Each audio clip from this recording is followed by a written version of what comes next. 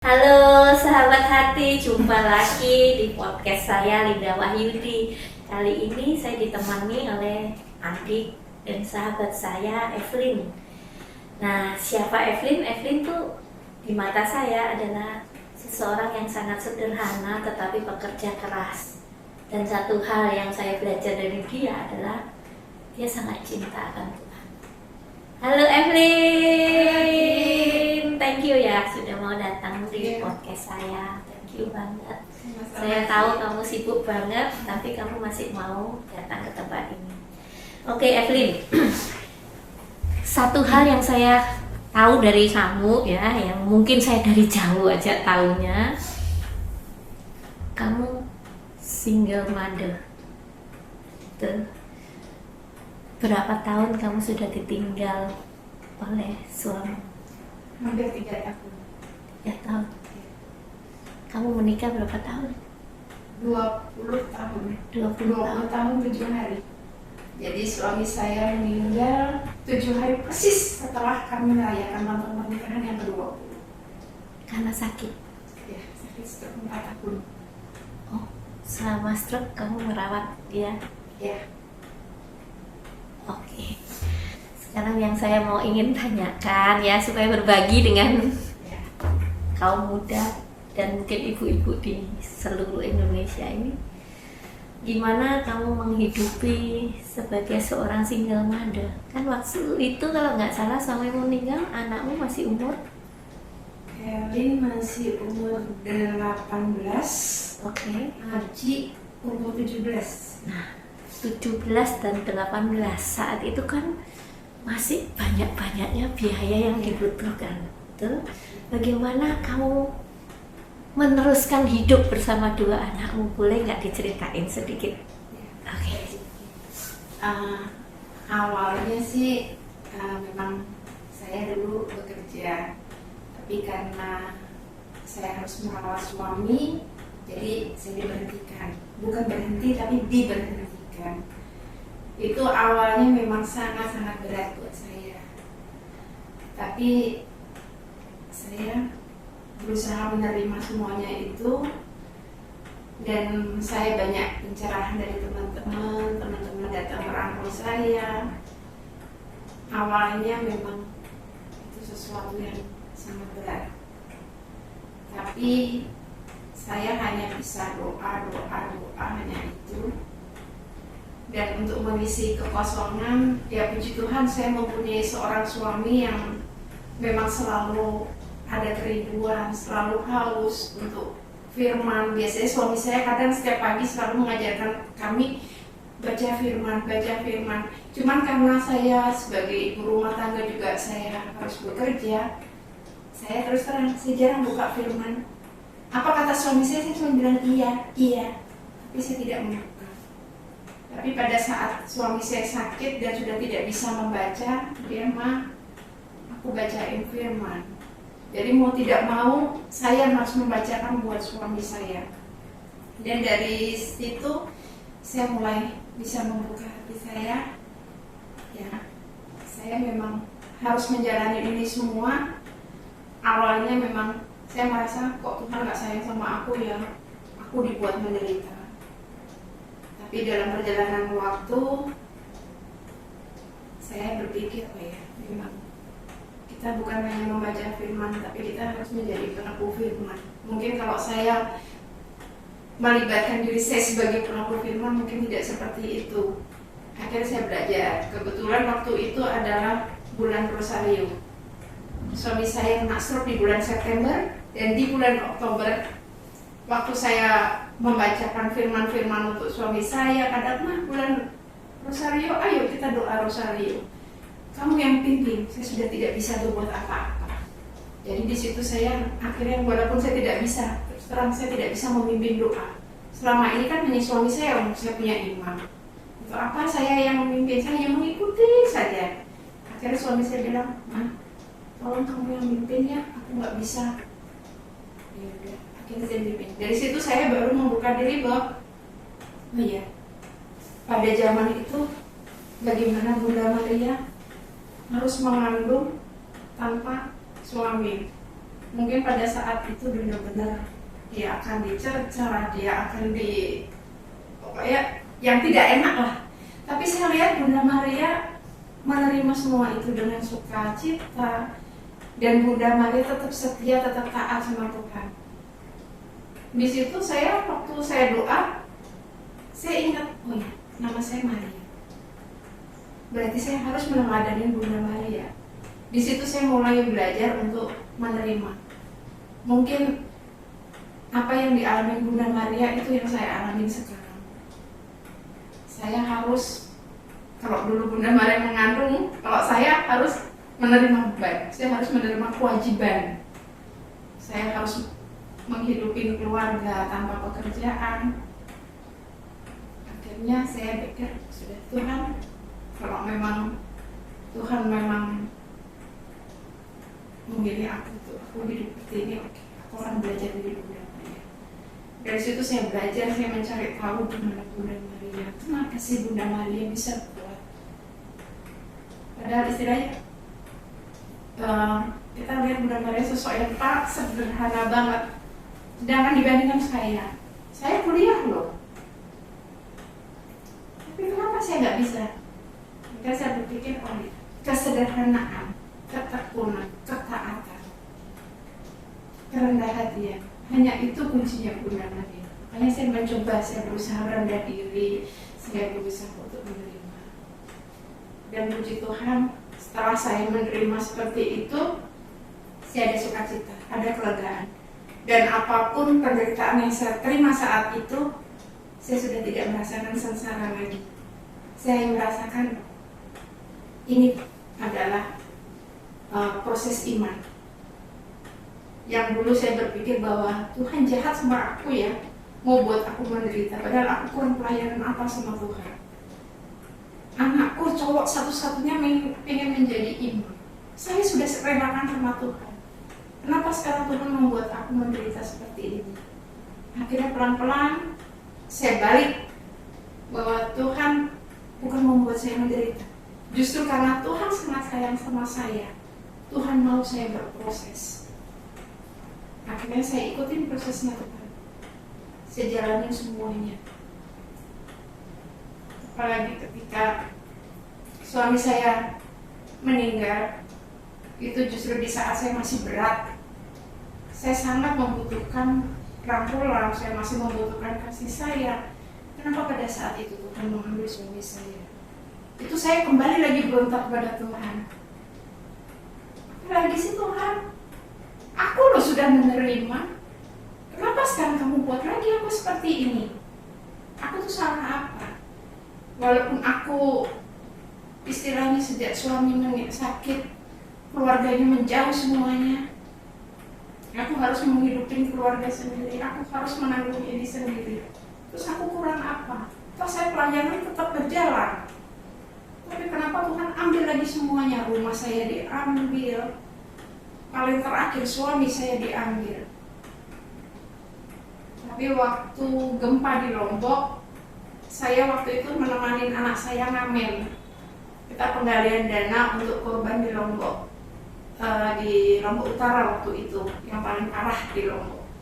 Jadi waktu saya nemenin anak saya ngamen, pada saat itu gempa besar dan kami tidak boleh kembali ke rumah Senggigi. Kami harus meninggalkan Senggigi. Akhirnya di tengah-tengah kita berduyun-duyun, kita semua pada menyelamatkan diri.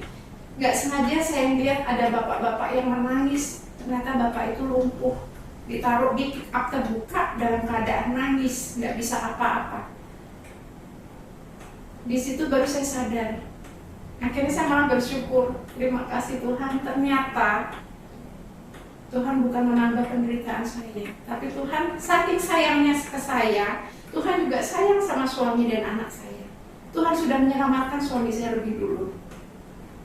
Jika waktu gempa itu suami saya masih ada, mungkin beritanya beda. Saya ditinggalkan, suami meninggal karena kejatuhan dan runtuhan rumah. Kalau ini kan tidak. Suami saya meninggal karena sakit. Itu lebih mengikhlaskan kita kan. Dari sana baru saya pikir, ya Tuhan, aku sekarang tahu Kau sangat menyayangi aku. engkau sudah menyelamatkan suamiku lebih dulu. Jadi dulu Evelyn tinggal di Lombok. Saya sempat pindah ke Lombok karena suami saya sebelum meninggal sudah bilang, aku tidak mau meninggal di Bali, aku tidak mau meninggalkan hutan. Tolong jual rumah ini dan bawalah aku kemanapun kamu mau pergi. Kalaupun kamu tinggalkan aku pun, aku rela. Tapi saya waktu itu enggak. Saya hanya bilang sama suami saya tidak akan meninggalkanmu. Karena buat saya penderitaan selama 4 tahun ini tidak ada artinya dibandingkan kebahagiaan yang sudah dia berikan ke saya. Selama ini dia sudah membahagiakan saya. Sekarang inilah saatnya saya yang harus membahagiakan dia. Dulu dia selalu ada buat saya. Sekarang saya harus selalu ada buat dia. Hanya itu aja yang saya pegang waktu itu. Makanya saya bertahan untuk tetap berada di samping suami saya apapun keadaannya dia. Oke, Evelyn. Jadi dulunya kalian menikah itu tinggal di Bali. Iya. Kan dua-dua dari Jawa nih, tinggal di Bali. Kami bertemunya memang di Bali. Oke. Jadi kalian berumah tangga di Bali, punya rumah di Bali. Tapi begitu suami sakit, kamu diberhentikan kerja, kemudian rumah ini dijual dan kamu pindah ke Lombok. Iya. Apa alasannya pindah ke Lombok? Ada keluarga atau bagaimana? Ada kakak saya. Kakak saya dan kebetulan memang suami saya sudah bilang, saya nggak mau meninggal di Bali. Tolong bawa saya keluar dari sini. Jadi di Lombok kalian kontrak rumah? Enggak, saya tinggal dengan kakak saya. Oh, ya, bagus. Saya tinggal dengan kakak saya dan kakak saya waktu itu nawarin, Chris, gimana kalau kamu lanjutkan terapimu? Karena kami pernah waktu itu berlibur ke Lombok, diminta sama kakak, kalian berlibur ya ke Lombok. Gitu. Oh ya, kami dikirimin tiket, kami berangkat berlibur di Lombok. Dan waktu itu terapinya itu sudah bilang, Pak, adik bapak masih bisa sembuh. Oh, jadi ini kakak ini malaikat udah ya? Iya. Dalam kondisi seperti itu, Iya. Tuhan ngasih malaikat ya? Iya. Jadi kamu pindah ke rumah kakak. Ya, selama berapa tahun ngerawat suami di situ? Hanya 1 bulan. Oh, 1 bulan. Jadi tanggal 5 Juni 2018 kami berangkat dari sini pindah ke Lombok. Tanggal 5 Juli 2018 saya membawa jenazah suami saya kembali. Ke Bali. Jadi dikubur di Bali. Iya. Dia memang menginginkan seperti itu. Sebenarnya sih almarhum menginginkan untuk dimakamkan di Magelang. Oh, oke. Cuman pada saat kami mau berangkat ke Magelang, saya ditelepon oleh keluarga harus dibawa ke Bali. Itu sebenarnya berat buat saya dan saya sempat konsultasi dengan beberapa romo. Saya telepon romo, ini bagaimana permintaan suami ke sana, sedangkan keluarga ini saya harus bagaimana? Dan dari beberapa romo menyampaikan, Lin, ambil jalan tengahnya saja, bawa ke Bali, makamkan. Nanti pada saat kremasi silakan kalau kamu mau bawa ke Jawa. Jadi keinginan keluarga tercapai, keinginan suami tercapai. Saya bilang, tapi kan itu beban saya, ini amanah suami loh. Suami mau dimakamkan ke Jawa. Tapi Romo bilang, memang amanah suami. Tapi kan tidak harus sekarang. Kalau memang untuk kebaikan, apa salahnya kamu mengalah dulu lah.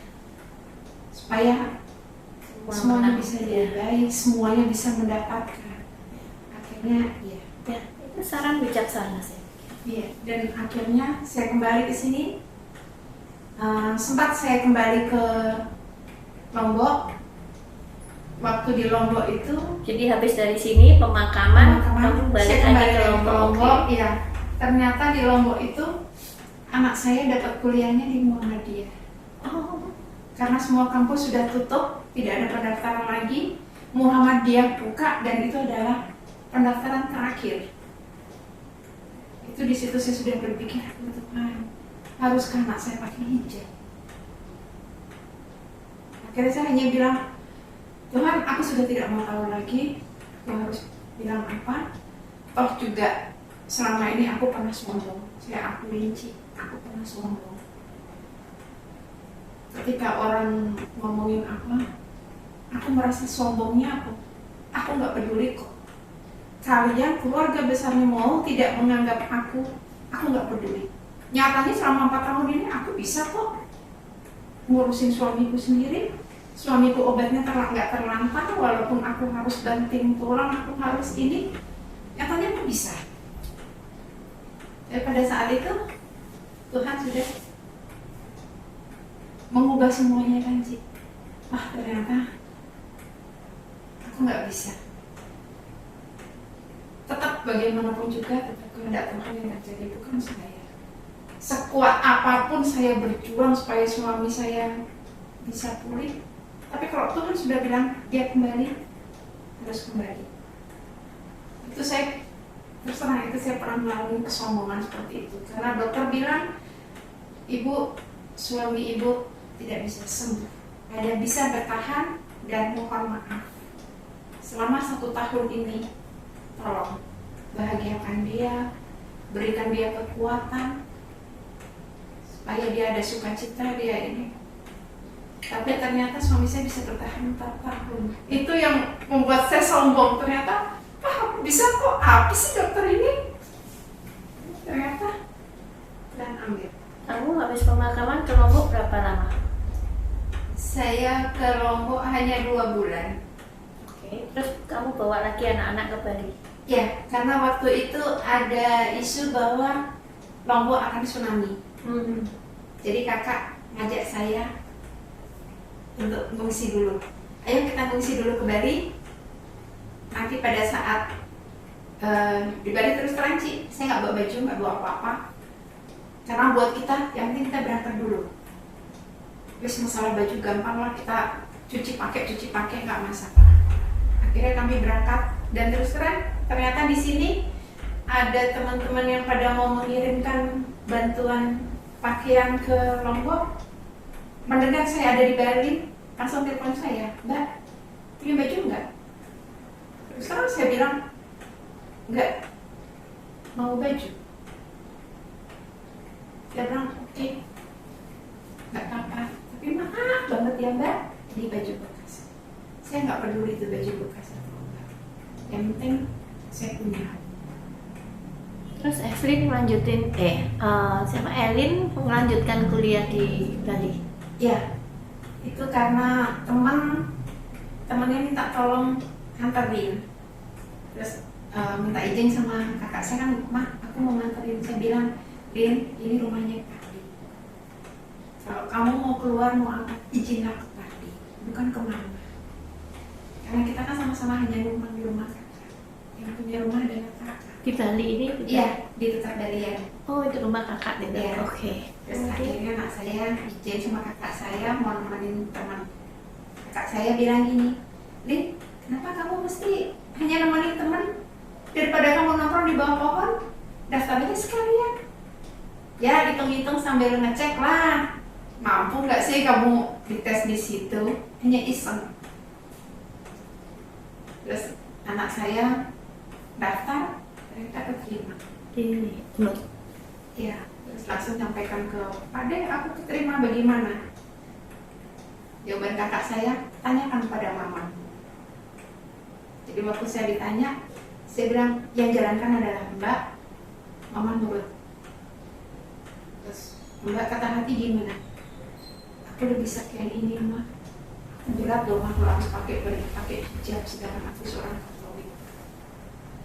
Itu di Unut ya? Di Bali Internasional. Oh, dari internasional. Dia ngambil apa? Psikologi. Oh, oke. Kemudian dia kuliah di sana? Ya, Sampai sekarang? Sudah semester berapa? semester 5. Dan Evelyn biaya, mengusahakan biaya sendiri. Iya. Dengan saat itu yang baru pindah Bali kan belum ada kerjaan? Belum. Belum. Terus kamu mengatakan, ya kamu boleh kuliah, itu Dengan dasar apa? Iman atau dengan dasar apa? Kan kenyataannya kamu belum punya kerjaan. Iya, seperti yang saya cerita tadi, Cik. Saya sudah nggak bisa lagi mengandalkan kekuatan saya. Toh selama ini kekuatan saya juga nggak ada apa-apanya. Saya hanya bilang iya supaya anak saya tenang. Tapi dalam hati saya hanya berdoa, saya hanya serahkan sama Tuhan. Tuhan, kalau memang ini jalan yang kau berikan buat aku untuk kembali, aku mohon lancarkan aku. Kalau memang ini memang kehendakmu anakku harus mengambil psikologi, semuanya aku hanya serahkan sama Tuhan. Saya hanya berserah, saya sudah tidak bisa apa-apa. Toh kesombongan saya selama ini nggak ada apa-apanya kan? Si Aji waktu itu kelas berapa? Aji waktu itu kelas 1 mau naik kelas 2. SMP. Udah di seminari. Oh, sudah di seminari. Sudah di seminari. Jadi Aji pindah Bali dulu? Enggak, kami kan sudah di Bali. Oh, sudah di Bali. Iya, saya pindah itu Aji kelas 1 mau naik kelas 2. Pindah ke Lombok. Pindah ke Lombok karena bapaknya.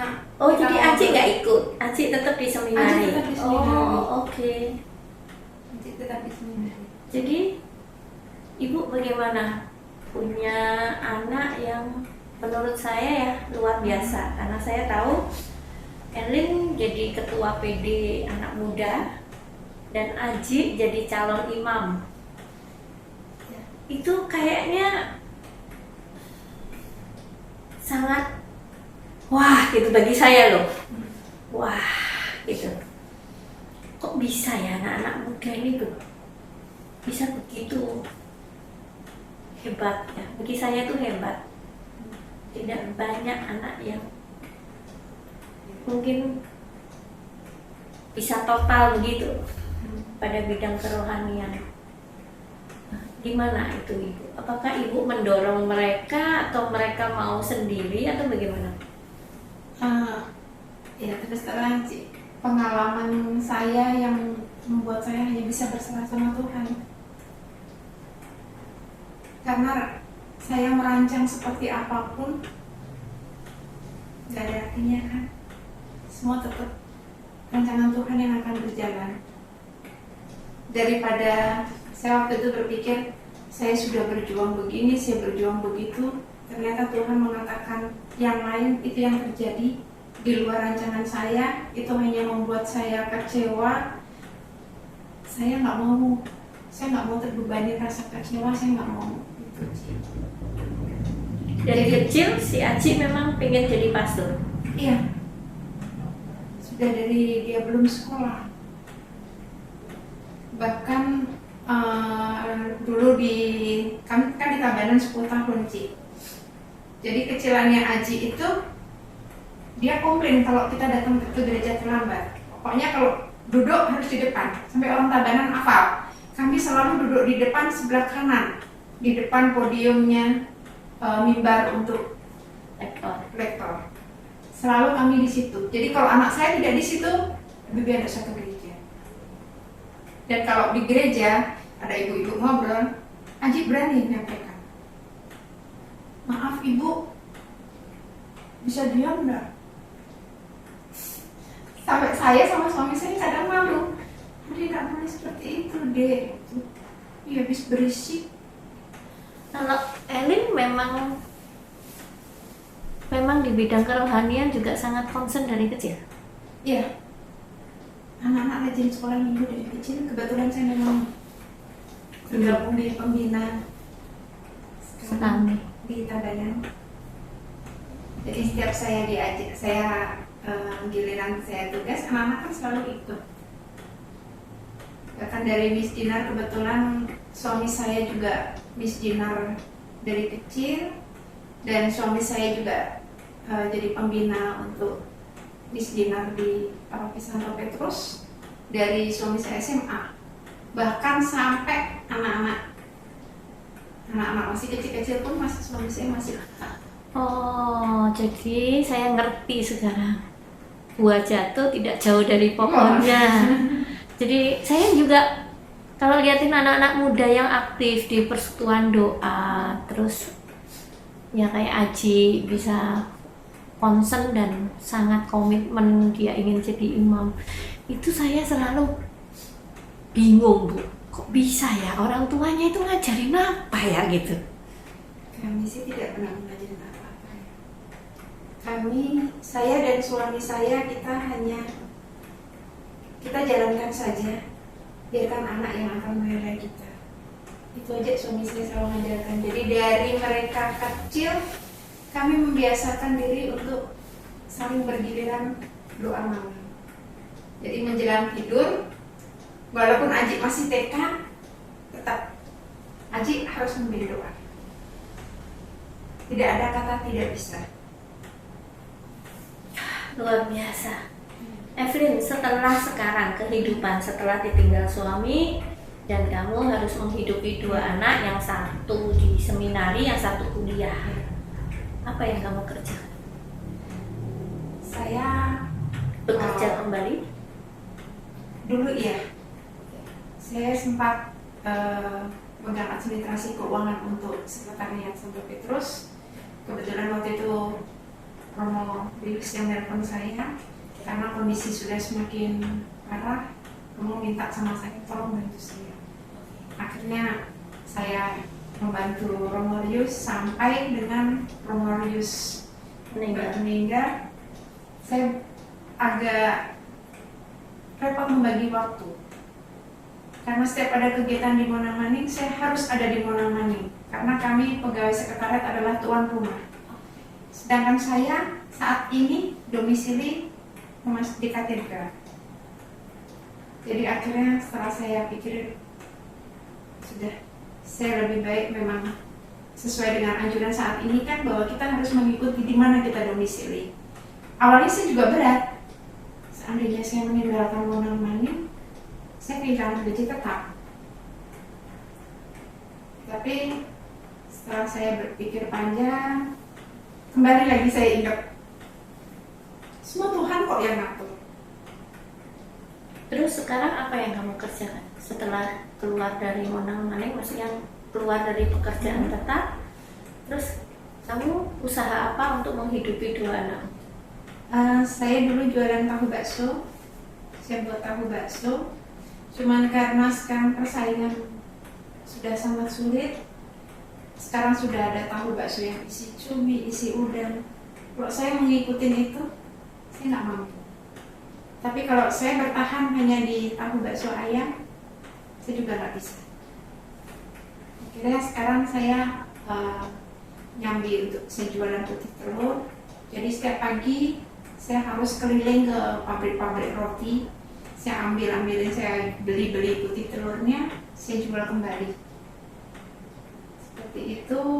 Dan juga saya juga kurir. Jadi saya bisa dibilang saya ini pekerja online apa saja. Apapun yang ini saya kerjakan. Dan saya selalu hanya seperti yang saya bilang itu, saya jalanin hanya berserah. Saya mengadu apa hanya sama Tuhan, kondisi kayak gini saya mau apa. Entah kenapa ketika saya bertemu dengan orang cerita pandemi kayak gini, tidak bisa ke pasar, kita makan apa adanya. Saya juga nggak ngerti kenapa tiba-tiba saya bilang, ibu tidak berani ke pasar. Gimana kalau saya ke pasar? Akhirnya saya jadi online saja. Luar biasa. Terus kemarin terakhir itu ada teman, Lin, aku tuh diet, katanya harus pakai putih telur, tapi aku nggak bisa masak. Saya bilang oke, aku bantu masakin. Saya bantu masakin. Ternyata teman saya cocok dan dia cerita ke teman-teman yang lain. Aku lo terima ini. Akhirnya, Lin temanku minta ini, Lin temanku minta ini. Akhirnya pelanggan masakan putih telur saya banyak. Akhirnya saya berusaha mencari-cari tambahan putih telur. Dan teman saya ada yang bilang, Lin, untuk apa kamu lelah-lelah keliling? Coba buka marketplace. Saya buka di marketplace. Dan pada saat saya buka marketplace, ada beberapa yang nanyakan ke saya, "Ibu, bolehkah saya beli mentah?" Saya katakan, boleh. Dalam hati saya kan mengurangi beban saya. Oke, boleh Bu, saya bilang gitu. Ternyata peminat putih telur mentah itu lebih banyak daripada yang matang. Akhirnya saya beralih sekarang menjadi menjual yang mentah, kecuali ada yang meminta yang matang baru saya buatkan yang mentah. Dan itu berjalan sampai sekarang. Luar biasa. Dengan itu kamu bisa menghidupi 2 anak. Ya, bukan hanya menghidupi, tapi saya bisa berbagi. Kadang putih telur saya banyak. Saya pernah ke rumah sakit waktu itu nengok teman, ada orang di sebelah saya nangis. Saya bilang, ibu itu kenapa nangis? Ya, itu loh, dia ada orang bawain putih telur, orang beli putih telur, dia ngantar putih telur, dilihat sama ibu itu ibu itu enak bisa beli putih telur. Dia tahu suaminya butuh, tapi nggak tahu kemana harus mencari, dan dia juga nggak tahu harganya berapa. Akhirnya saya bilang, "Ibu mau putih telur, besok jadian ketemu saya di sini." Akhirnya saya bawakan putih telur, dan melihat ibu itu senang sekali waktu terima putih telur itu. Dia bilang, "Ibu, saya bisa cicil berapa?" Saya bilang, "Enggak, Ibu silakan pakai." Saya bilang begitu. Terus teman saya juga cerita ke saya, "Men, aku butuh putih telur, kamu jualan putih telur enggak?" "Iya, kenapa?" "Aku minta tolong dong, aku boleh enggak selama masa pemulihanku, aku ambil putih telurmu, nanti kalau aku sudah sehat, aku udah punya uang, aku baru bayar." Saya bilang, "Ya boleh Pak Papa, saya pikir itu untuk tabungan saya." Tapi itu bisa berubah ketika saya sudah memberikan dia dengan sukacita dan Rina itu. Saya juga nggak tahu kenapa Cik waktu dia bilang, "Sorry ya Len, aku belum bisa bayar yang sekarang, padahal sudah menumpuk." Saya hanya bilang, "Nggak apa-apa, Kak Mel nggak usah mikir itu. Buat aku, Kak Mel sembuh dulu deh." "Oh ya, makasih ya." Lihat orang sukacita, saya jadi merasa ada sukacita.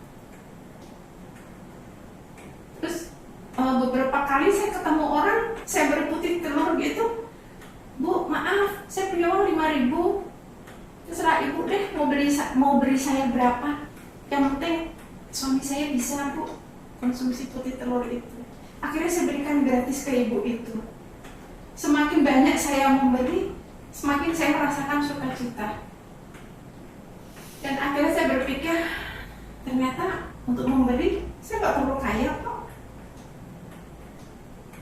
Apa yang saya punya, ya kalau memang itu bisa membuat orang sukacita, kenapa nggak saya beri?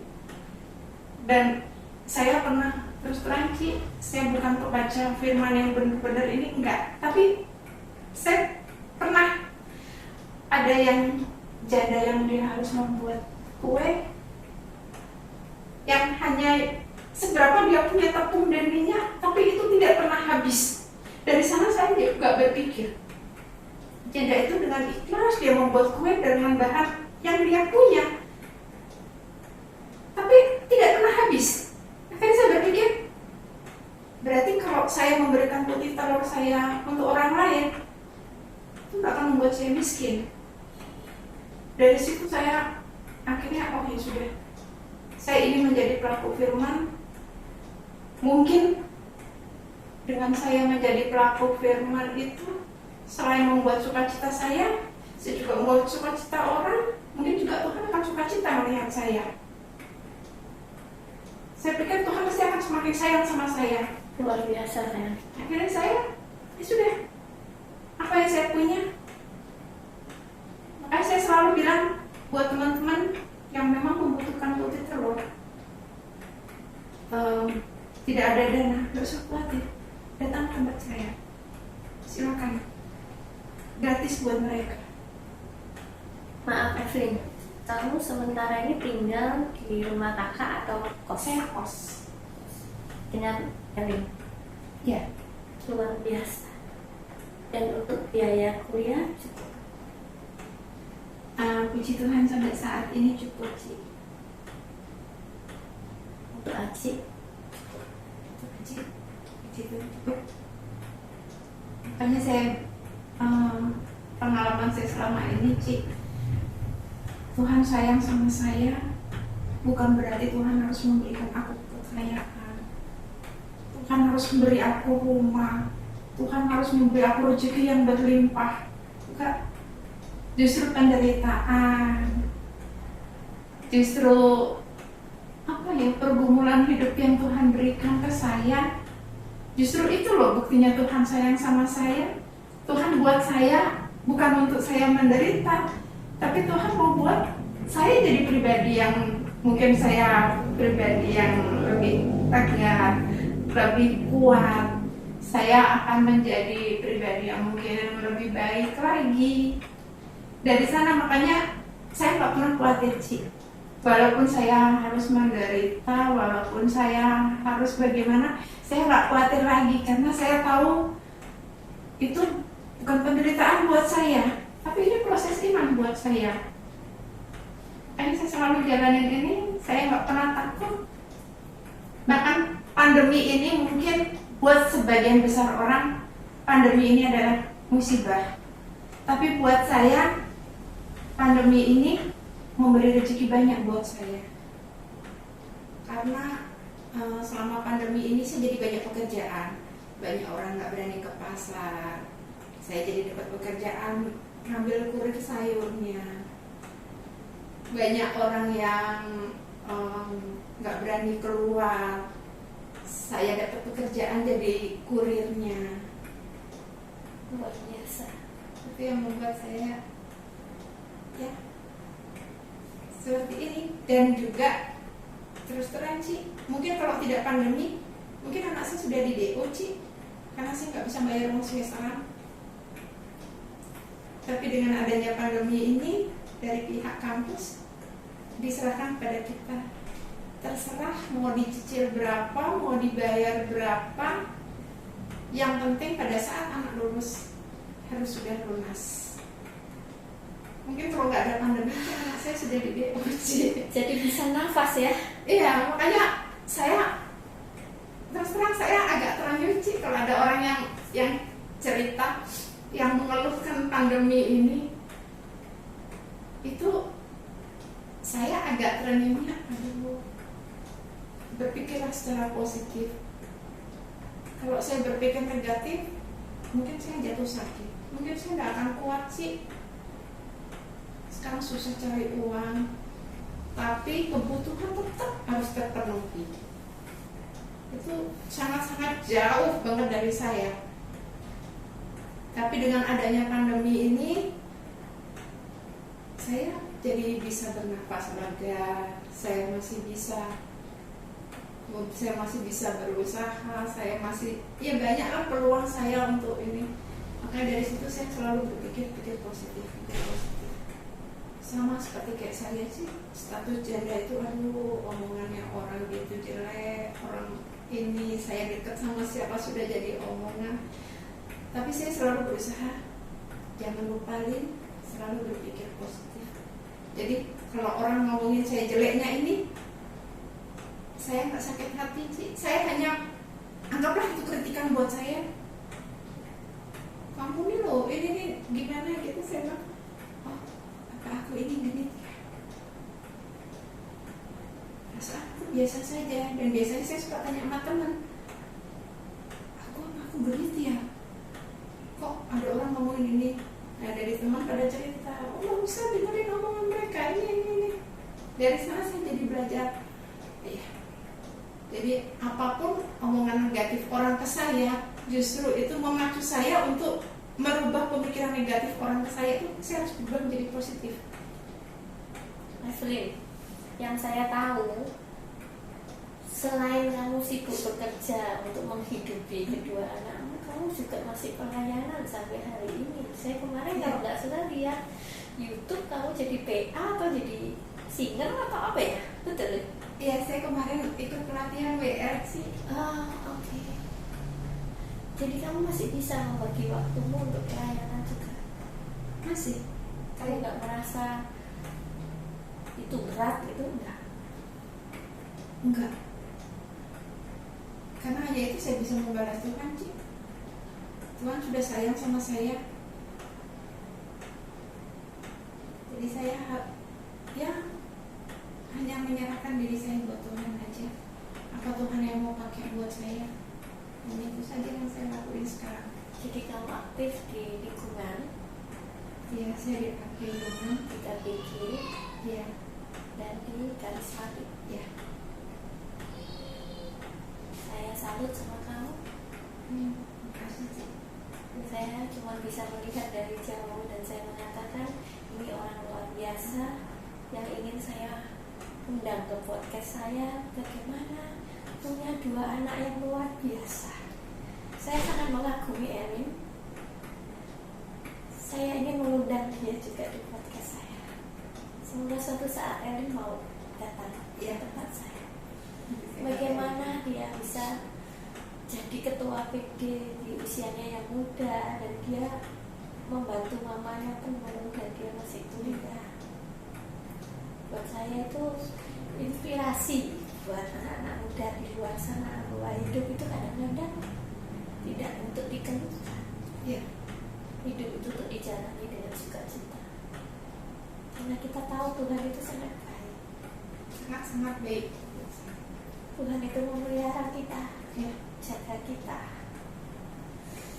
Thank you banyak Evelyn. Mungkin kamu punya 1-2 kalimat atau pesan atau apapun untuk para ibu di luar sana yang mungkin juga kehilangan suami atau harus jadi single mother atau apapun. Mungkin kamu boleh menyampaikan pesan buat mereka bagaimana menghidupi kondisi seperti ini. Kalau buat saya sih untuk ibu-ibu semuanya, kita jangan berkecil hati.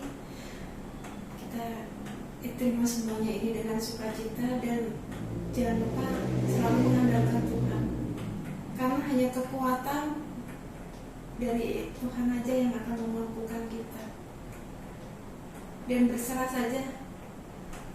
Karena rancangan kita tidak ada apa-apanya.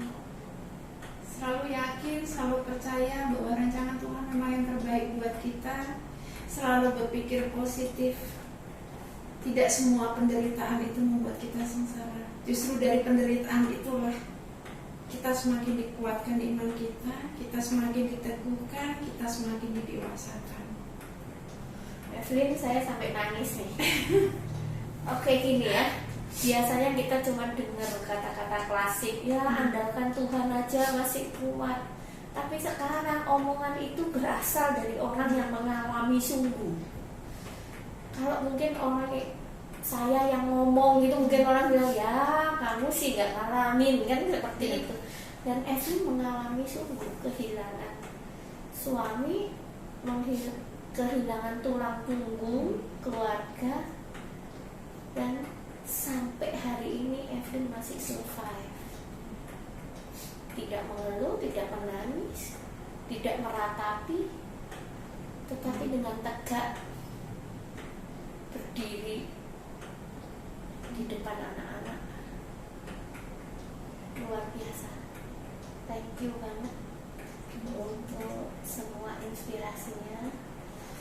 Satu hal lagi, kalau Aji nanti ditabiskan jadi imam, ikut. Doakan aja, semoga dia dilancarkan. Karena saya bangga ikut. Mungkin waktu itu saya sudah lebih tua lagi. Walaupun melihat dari jauh, ikut bangga soalnya. Thank you teman-teman sudah hadir di podcast saya. Semoga pembicaraan saya dengan Evelyn benar-benar menginspirasi banyak orang bahwa hidup itu sungguh patut untuk disyukuri. Hidup itu kita berjalan bersama Tuhan. Amin. Shalom. Sampai ketemu lagi. di lain kesempatan.